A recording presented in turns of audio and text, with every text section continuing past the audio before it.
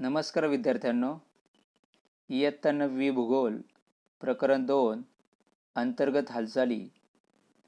मागील व्हिडिओमध्ये आपण भूकंप, ज्वालामुखीचा उद्रेक यापैकी आपण भूकंपाविषयी माहिती पाहिलेली आहे. भूपृष्ठाखालील हालचालींमुळे भूकंप व ज्वालामुखीचा उद्रेक यासारख्या नैसर्गिक घडामोडी होतात.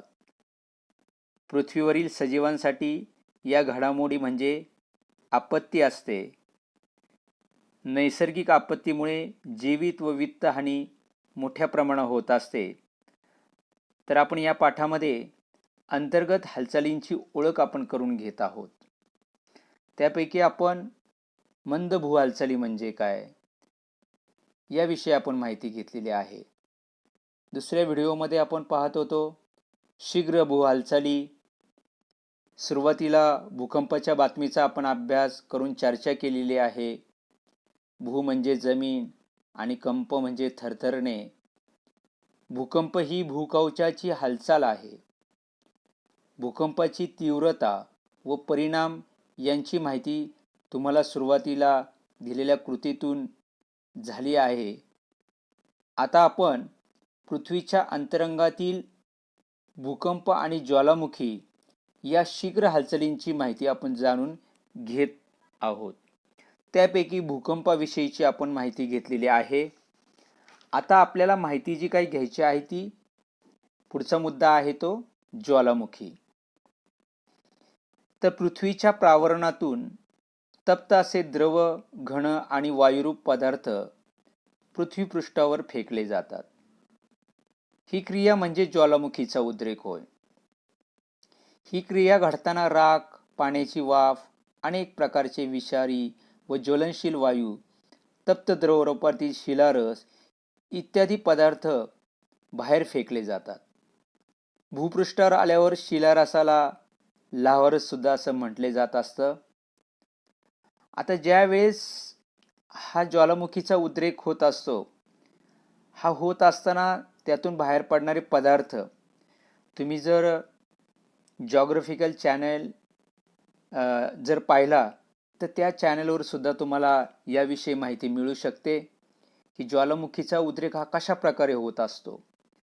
तर तो होत असताना या उद्रेकाच्या स्वरूपानुसार ज्वालामुखीचे 2 प्रकार पडतात. एक केंद्रीय ज्वालामुखी आणि दुसरा आहे भेगीय ज्वालामुखी. तर आपण पहिला मुद्दा घेत आहोत केंद्रीय ज्वालामुखी. उद्रेकाच्या वेळी शिलारस भूपृष्ठांतर्गत मोठ्या नलिकेसारख्या भागातून वर येतो. मग तुम्ही विचार करा की भूकवच आणि प्रावरणातून हा जो काही शिलारस आहे भूपृष्ठांतर्गत मोठ्या नलिकेसारख्या भागातून हा वर येतो आणि बाहेर आलेला लाव्हारस हा नलिकेच्या मुखाभोवती पसरत असतो. त्यामुळे शंकूच्या आकाराचे ज्वालामुखी पर्वत हे तयार होत असतात. यामध्ये याची जी काही उदाहरणं जे आहेत तर जपानमधील फ्युजियामा, टांझानियातील किलीमांजारो ही केंद्रीय ज्वालामुखीची व त्यापासून तयार झालेल्या शंकू पर्वताची उदाहरणे आहेत. पुस्तकामध्ये आकृती 2.16 मध्ये ही केंद्रीय ज्वालामुखी जे काही झालेलं आहे, पर्वतांची निर्मिती कशा प्रकारे झालेली आहे त्याची पुस्तकामध्ये आकृती ही दाखवलेली आहे.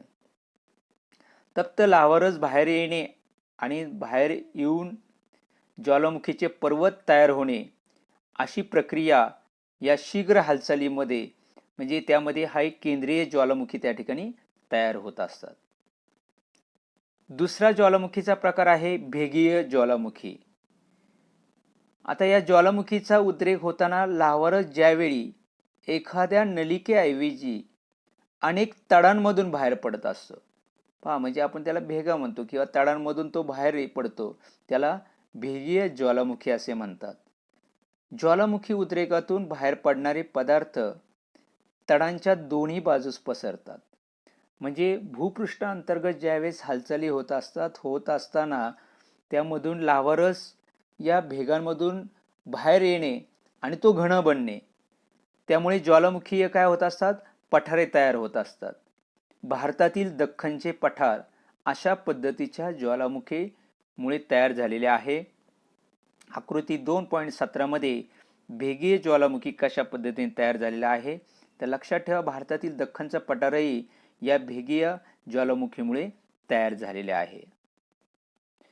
आता मुलांनो, हे तुम्ही नेहमी लक्षात ठेवा की उद्रेकाच्या कालावधीनुसार ज्वालामुखीचे 3 प्रकार पडतात. एक जागृत ज्वालामुखी, दुसरा आहे सुप्त निद्रिस्त ज्वालामुखी आणि तिसरा आहे मृत ज्वालामुखी.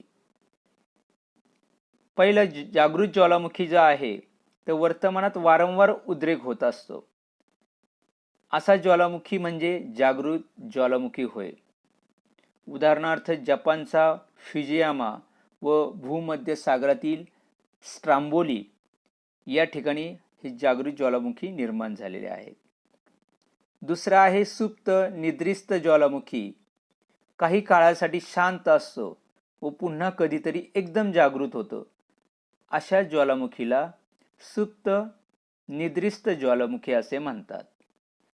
उदाहरणार्थ इटलीतील व्हेसुव्हियस, अलास्कातील काटमाई, भारतातील बॅरनचं बेट ही त्याची उदाहरणं होय. तिसरा आहे मृत ज्वालामुखी, ज्यातून दीर्घकाळ उद्रेक झालेला नाही व भविष्यात असा उद्रेक होण्याची शक्यता नाही, अशा ज्वालामुखीला मृत ज्वालामुखी असे म्हणतात. उदाहरणार्थ टांझानियातील किलिमांजारो. तर आता तुम्ही मुलांनी लक्षात घ्या, भूकंप म्हणजे भूअंतर्गत हालचाली, ज्वालामुखी म्हणजे तप्त लाव्हारस बाहेर येणे, तो घन बनणे आणि त्यापासून पर्वतांची निर्मिती होत असते. ती कशा पद्धतीने निर्मिती होत असते ते केंद्रीय ज्वालामुखी आणि भेगीय ज्वालामुखीतून आपल्याला ही माहिती कळते. आता मुलांनो, पुस्तकामध्ये एक नकाशा दिलेला आहे. भूपट्ट आकृती 2.18 मध्ये पहा. भूपट्ट, भूकंप क्षेत्र व ज्वालामुखी. तर आकृती 2.18 चे वाचन करून प्रश्नांची उत्तरे द्या आणि या कृतीसाठी पूरक साहित्य म्हणून पृथ्वीगोल किंवा जगाचा प्राकृतिक नकाशाचा आधार घ्यायचा आहे. पुस्तकामध्ये पान क्रमांक 18 वर जगाचा नकाशा दिलेला आहे. त्या नकाशामध्ये जे काही भूपट्ट दिलेले आहेत त्याच्या संदर्भामध्ये या नकाशातील भूपट्ट सीमांचे निरीक्षण करून तुम्हाला भूपट्टांची नावे सांगायची. आता पुस्तकामध्येच दिलेलं आहे, त्याची उत्तरे पण मी तुम्हाला सांगणार आहे की नकाशातील भूपट्ट सीमांचे निरीक्षण करून भूपट्टांची नावे लिहा. तर नकाशामध्ये तुम्ही पहा की त्यामध्ये पॅसिफिक भूपट्ट, उत्तर अमेरिका भूपट्ट, दक्षिण अमेरिका भूपट्ट, युरेशिया भूपट्ट, आफ्रिका भूपट्ट, अंटार्क्टिका भूपट्ट, भारत, ऑस्ट्रेलिया भूपट्ट, हे असे 7 भूपट्ट आहे की हे 7 भूपट्ट त्या ठिकाणी तयार झालेले आहेत. मग त्याच्यामध्ये इतर जी काही भूपट्टांची जी काही नावे आहेत त्याच्यामध्ये पहा, कॅरेबियन भूपट्ट आहे, कोकोस भूपट्ट आहे, नाझका भूपट्ट आहे, स्कोशिया भूपट्ट आहे, सोमाली भूपट्ट आहे, अरेबिया भूपट्ट आहे. ओके. नंतर दुसरं आहे दक्षिण व उत्तर अमेरिकेतील भूकंपाचे क्षेत्र खंडाच्या कोणत्या बाजूला आहे, तेथे कोणते पर्वतीय प्रदेश आहेत. तर दक्षिण व उत्तर अमेरिकेत भूकंपाचे क्षेत्र खंडाच्या पश्चिम बाजूला आहे. नकाशामध्ये पहा तुम्ही, उत्तर अमेरिकेत भूकंपाच्या क्षेत्राजवळ पॅसिफिक पर्वतीय प्रदेश आणि दक्षिण अमेरिकेत भूकंपाच्या क्षेत्राजवळ अँडीज पर्वतीय प्रदेश आहे. आशिया खंडात भूकंप क्षेत्र कोणत्या पर्वतीय प्रदेशात आहे? आशिया खंडात भूकंप क्षेत्र हिमालय पर्वतीय प्रदेशात आहे. आफ्रिका खंडात ज्वालामुखी कोणत्या प्रदेशात एकवटलेले आहेत? त्याचे कारण काय आहे? आफ्रिका खंडात ज्वालामुखी पूर्वेकडील पर्वतीय प्रदेशात एकवटलेले आहेत व या भागाजवळ सोमाली भूपट्ट असणे हे त्याचे कारण आहे. भूकंप क्षेत्र, ज्वालामुखीचे वितरण आणि भूपट्ट सीमा यांचा सहसंबंध शोधा. भूकंप क्षेत्र व ज्वालामुखीचे वितरण प्रामुख्याने भूपट्टांच्या सीमावर्ती भागामध्ये असल्याचे दिसून येत असते. नंतर यामध्ये 2.18 मध्ये जी काही त्याचं जे काही तुमच्या लक्षात येईल की भूपट्ट सीमांचा भूकंप क्षेत्र व ज्वालामुखी क्षेत्र यांच्याशी थेट संबंध आहे. बहुतेक ज्वालामुखी हे या सीमांवर आहेत. त्याचप्रमाणे भूकंप क्षेत्राचा विस्तारही या सीमावर्ती भागात दिसून येतो. भूपट्ट सीमांच्या ज्या भागात भूप्रदेश भूकवचाच्या आत जातो त्या ठिकाणी भूपट्ट ऱ्हास पावत असतो. अशा सीमांना भूपट्ट ऱ्हास सीमा म्हणतात. ज्या सीमांच्या क्षेत्रात नवीन भूपृष्ठ आकारला येत असतो अशा सीमांना भूपृष्ठ निर्मित सीमा म्हणतात. या दोन्ही सीमा भूकवचात सतत सुरू असतात.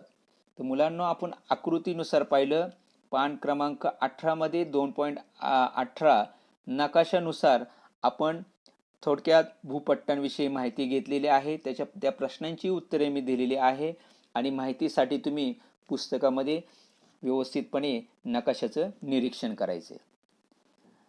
आता ज्वालामुखीचे परिणाम कोणकोणते होत असतात? ज्वालामुखीचे परिणाम, ज्वालामुखीच्या उद्रेकामुळे जीवित व वित्तहानी होते. महासागरातील ज्वालामुखीमुळे काही वेळेस त्सुनामी लाटा निर्माण होत असतात. नंतर ज्वालामुखीतून बाहेर पडणारी धूळ, धूर, राख, वायू, पाण्याची वाफ इत्यादी घटक दीर्घकाळ वातावरणात राहतात. त्यामुळे पर्यावरणाचे संतुलन बिघडते. ज्वालामुखीच्या राखेमुळे जमीन सुपीक बनते. लाव्हारसामुळे अनेक प्रकारची खनिजे भूपृष्ठावर उपलब्ध होऊ शकतात. त्याचा आपण उपयोग करून घेऊ शकतो. ज्वालामुखीच्या उद्रेकामुळे नवभूमी निर्माण होते किंवा एखादे बेटही नष्टही होऊ शकते. मृत ज्वालामुखीच्या मुखाशी पावसाचे पाणी जमा होऊन सरोवरे सुद्धा निर्माण होत असतात. मुलांना तुम्हाला हे माहिती आहे का? भारताच्या मुख्य भूमीच्या आग्नेय दिशेस बंगालच्या उपसागरामध्ये अंदमान आणि निकोबार बेटांचा समूह आहे. या समूहामधील बॅरन बेटावर भारतातील एकमेव जागृत ज्वालामुखीचे क्षेत्र आहे. हा ज्वालामुखी गेले कित्येक वर्ष सुप्त अवस्थेत होता, परंतु फेब्रुवारी 2017 पासून या ज्वालामुखीचा उद्रेक होत आहे. या उद्रेकातून प्रामुख्याने धूळ, धूर आणि चिखल बाहेर पडत असून काही प्रमाणात लाव्हा सुद्धा त्या ठिकाणी बाहेर पडत आहे. आता पहा मुलांनो, आपण शीघ्र हालचालीमध्ये भूकंप आणि ज्वालामुखी होण्याची कारणे कोणती आहेत, त्याचे परिणाम कोणते होतात आणि त्यामुळे साहजिकच जे काही पृथ्वी तलावर आपत्ती कशा पद्धतीने निर्माण होत असते याविषयीची आपण माहिती पाहिलेली आहे. नंतर त्याच्या अगोदर आपण मंद भूहालचालींविषयी माहिती पाहिलेली आहे. म्हणजेच याचा अर्थ की या प्रकरणामध्ये भूअंतर्गत हालचाली होऊन मग त्यामध्ये आपण पाहिलं की भू अंतर्गत हालचाली होत असताना त्यामध्ये खडक पुढे मागे होणे, वर खाली होणे, त्याचा परिणाम हा भूकवचावर होत असतो आणि भूकवचावर वेगवेगळ्या पद्धतीचे जे काही पर्वत पठारांची त्या ठिकाणी निर्मिती सुद्धा होत असते.